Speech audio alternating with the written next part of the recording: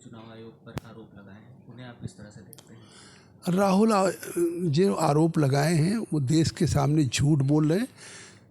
चुनाव आयोग लगातार उनको चुनौती दे रहा है, उनके लगाए गए आरोप पे सबूत मांग रहा है। कल कांग्रेस पार्टी और विपक्ष के लोगों ने जब प्रदर्शन किया तो उन्होंने बुलाया कि 30 सांसद के साथ आप आ जाइए। 30 सांसद का एक बहुत बड़ा डेलीगेशन होता, लेकिन कुछ कहने को रहता तब जाते। वो सड़क पे धरने पे बैठ गए। तो इससे साफ है कि हिट एंड रन, मतलब झूठ बोलना और भाग जाना। तो आज राहुल गांधी केवल झूठ बोल रहे हैं और भाग जा रहे हैं। आखिर खुद चुनाव जीते इसी इलेक्शन कमीशन की देन है। अगर हिमाचल में, कर्नाटका में, अगर तेलंगाना में कांग्रेस की सरकार है तो इसी इलेक्शन कमीशन की देन है। तो इससे साफ है कि देश के लोग गुमराह करना चाहते हैं। बिहार के चुनाव के पहले उनको पराजय सुनिश्चित हो चुकी है, पराजय स्वीकार कर चुके हैं। उनकी बौखलाहट है।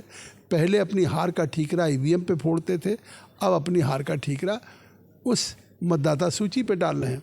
एसआईआर में अगर कोई नाम कट गया, किसी का वोट काटा जा रहा है, तो उसके लिए 1 महीने का वक्त दिया है।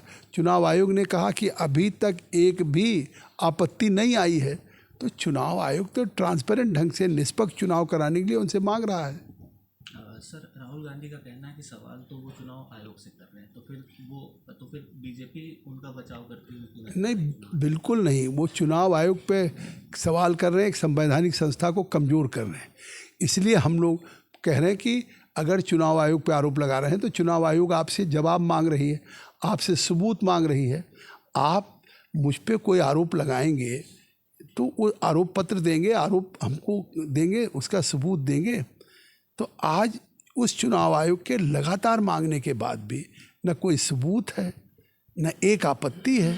तो इससे साफ है कि अब मानसिक रूप से दिवालिया हो चुके हैं। जनता ने उनको ठुकरा दिया है। लोगों में गुमराह एक देश को भ्रम पैदा कर रहे हैं कि हमारी हार इसलिए हो रहा है कि इस मतदाता में हेरा फेरी। तो आज तो आपत्ति के लिए 1 महीने का टाइम भी चुनाव आयोग ने दिया। सर, हम देख रहे हैं कि संसद अभी सुचारू रूप से नहीं चल पा रहा है, हंगामों की वजह से कई सारी विपत्तियां आ रही हैं। इसे किस तरह? जब सदन में चुन के जाए हैं, चाहे विपक्ष हो सत्ता पर, वहाँ पे सदन में उनको बोलने को चाहिए।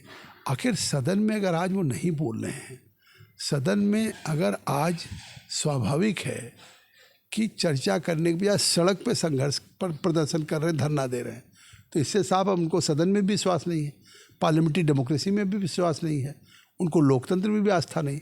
जिस लोकतंत्र के मंदिर में कानून बनता है, जनता के हितों के लिए योजनाएं बनती है, आज उसकी जगह पे आप नहीं कर रहे हैं।